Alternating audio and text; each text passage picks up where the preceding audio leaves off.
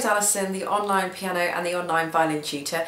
Today is another grade 5 theory video where I'm going to be going through voices in score, irregular time divisions and transposition. And again, I've made up some sheets that I will put into a PDF and have a link scrolling up the screen and underneath in the description bar as well, so that you can print them off for free. Again, I just want to mention before I start that this is my way of teaching the parts in the ABRSM Grade 5 syllabus. So, you know, some of you might agree, some of you might disagree with the way I'm teaching, but it works for me, it works for my students. They always get really high results and everybody's really happy all around. So this is my way of just talking about these things. Now, I'm kind of assuming that anybody watching this might have at least some idea of what's happening and in the Grade 5 theory syllabus, and at least has maybe looked in the actual book itself. I'll put a link to that in the description bar underneath as well, so you guys know where to find the cheapest place to buy that too.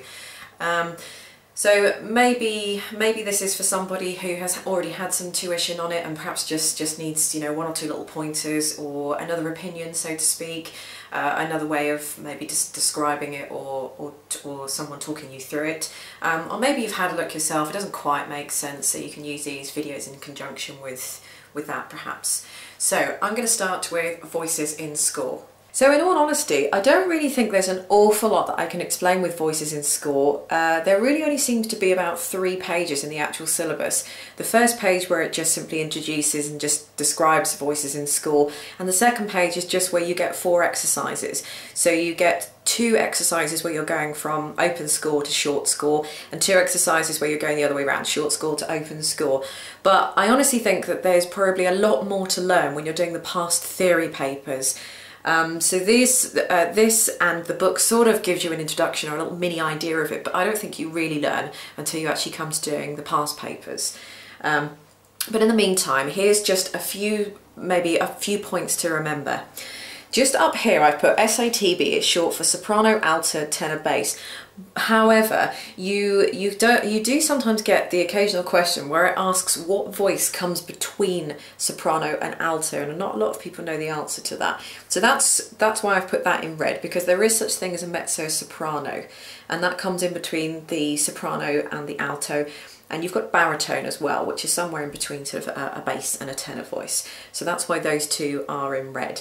Now, points to remember. When going from open short score to short score, the soprano stems are always up. The alto stems are down. So they share a line together.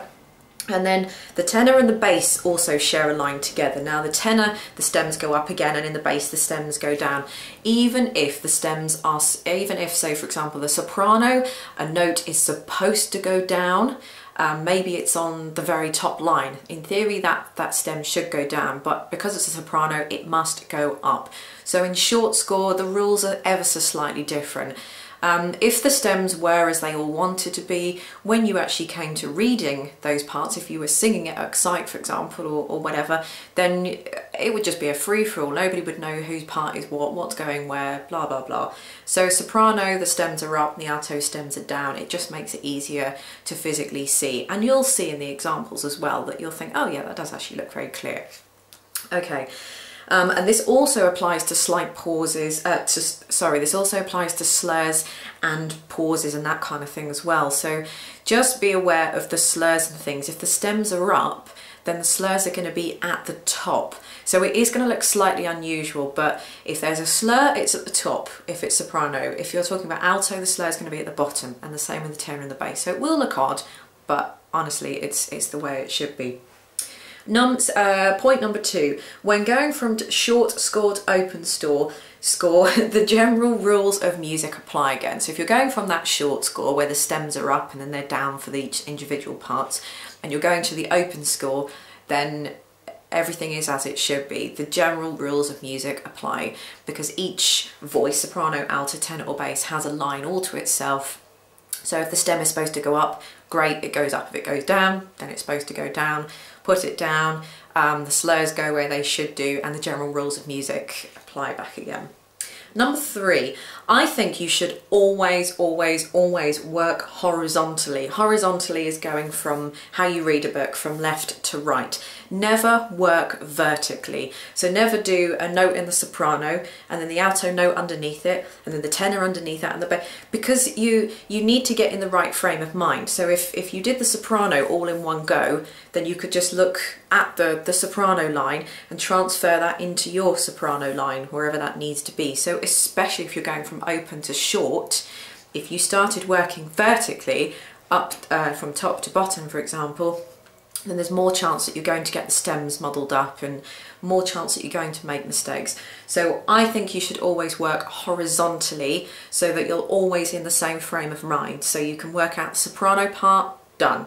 Alto part, done. Tenor part, done. Because there's a little bit of transposition that you have to do in the tenor part especially as well. So I think it's crucial to work horizontally. Number 4, remember the tenor part is always sung an octave lower than it is actually written. So when it is going from open to short, you must transpose the tenor part down an octave first. I find that's always easier to do that. And then wherever it is after that, then you can transpose that into the bass clef. So you would have done that, or you may be getting on to some of that. I think it's near the first section of the ABRSM Grade 5 Theory syllabus book, where you have to do a little bit of transposition, especially from the tenor clef. So you're transposing at the same pitch, but maybe you're transposing it from the from the treble clef into the bass clef and vice versa and things. So there is actually a section on that in the syllabus as well. So I think it's easier to take the tenor part and just put tiny little dots down an octave underneath it, just so you know where you are, just so you know where you are. And then when you have those notes, then it's much easier to transpose into the bass clef. Otherwise, they're an octave higher, they're actually written an octave higher than they're sung. And if you transpose that directly into bass clef, then you could be opening a whole can of worms and there's a possibility that you're going to make mistakes.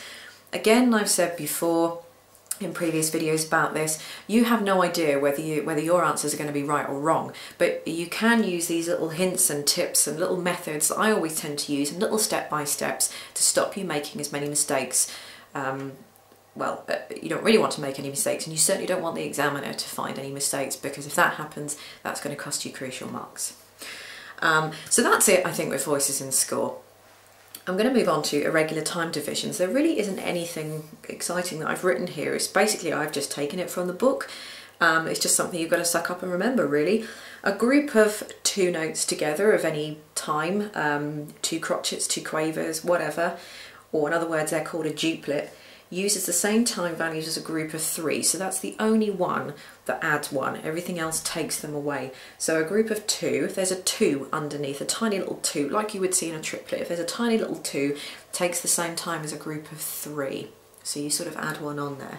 A group of 3, which we all know as a triplet, uses the same time values as a group of 2. A group of 5, 6 or 7 uses the same as a group of 4, and a group of 9 is the same as a group of 8. So if you had, for example, 7 semiquavers and there was a little 7 underneath it, then you would know that was going to take up the same time value as a group of 4 semiquavers. So what I always say to my students is rub out the last, or scribble out the last 3 notes, so you don't end up counting too many in the bar, because the 7 is counted as only 4. So scrub off the last 3. If you're looking at a group of 6, scrub off the last 2, whatever. And then when you come to putting in the bar lines, or whatever the question's asking you to do, you won't make any mistakes from there. So I'm going to move on to transposition now. It's a bit of a tricky one to explain, but I'll try and do my best with it. You can use the table below to help you how many semitones there are in each interval needed in grade 5, so you can transpose it up and down. So you've got to go up or down a major second, up or down a minor third, or up or down a perfect fifth. You've also got to go up and down an octave as well, but I haven't included those. Now, major second is 3 semitones, so from C to D, that's a major second, C, C sharp, D, that counts as 3 semitones because we always count the note itself. A minor third is 4 semitones and a perfect fifth is 8 semitones. This is something that you need to remember. So I'm aware that some of you might have been taught this in a slightly different way, but again, this is my way of teaching it to my students. So you can use the two processes below to help you remember how to transpose your given score. So there's two different types of transposition. When you're asked to use a key signature and when you are asked not to use a key signature. So these are the two step-by-steps if you want for those two options. Now when you are asked to use a key signature, I suggest that you transpose the key signature.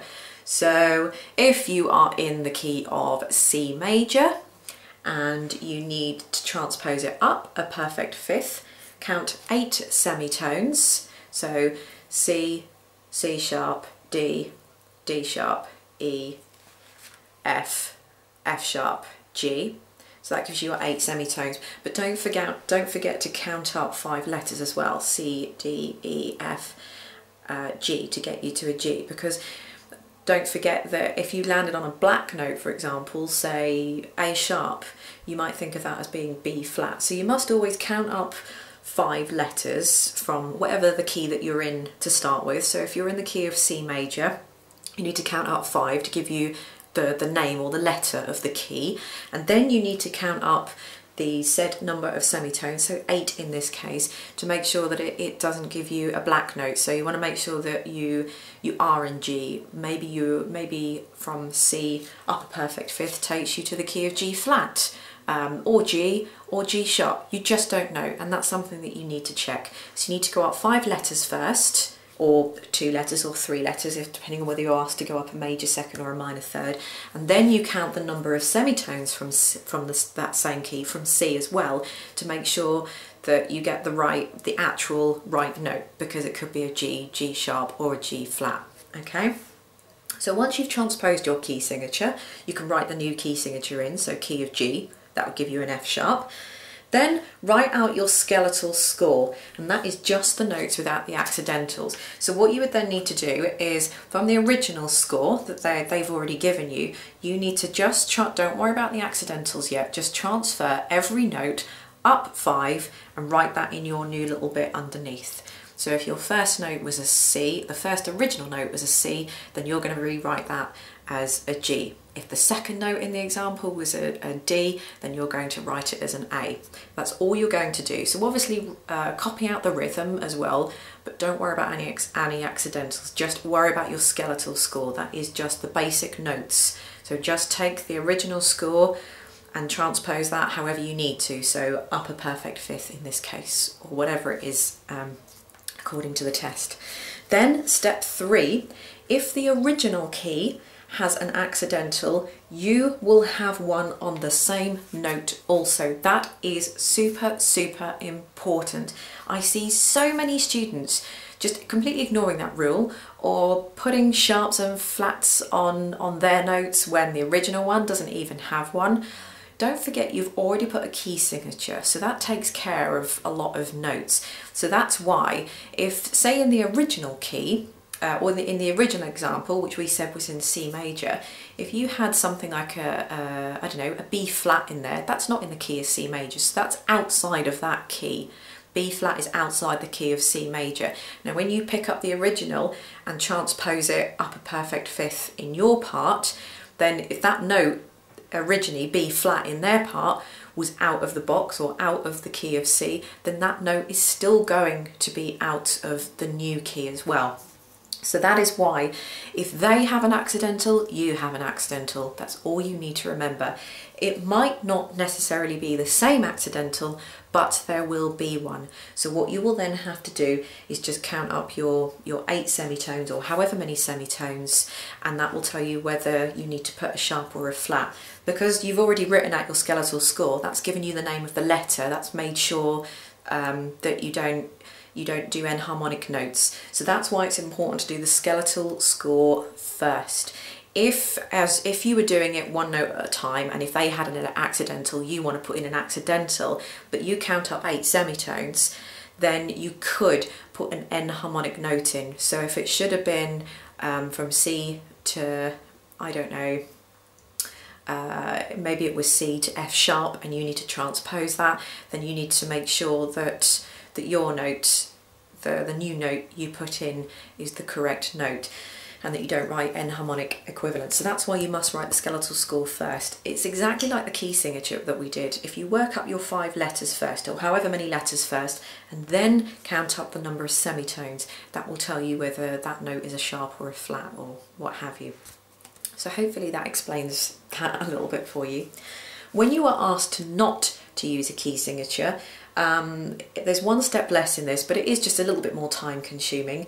I think the easiest way for students, it might be a long-winded way, but it is a surefire way of getting everything correct, so that's why I like to do it.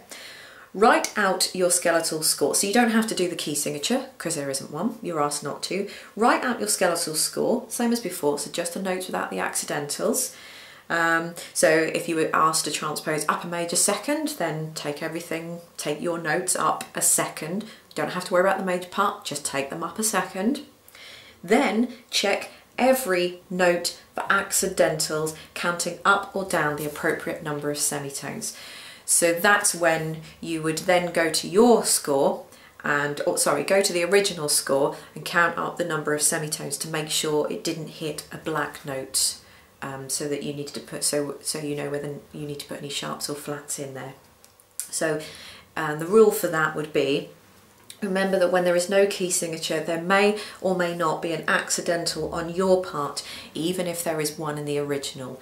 So if there's a key signature, if they've got an accidental, you will have an accidental under exactly the same note. Might not be the same accidental, but there will be one.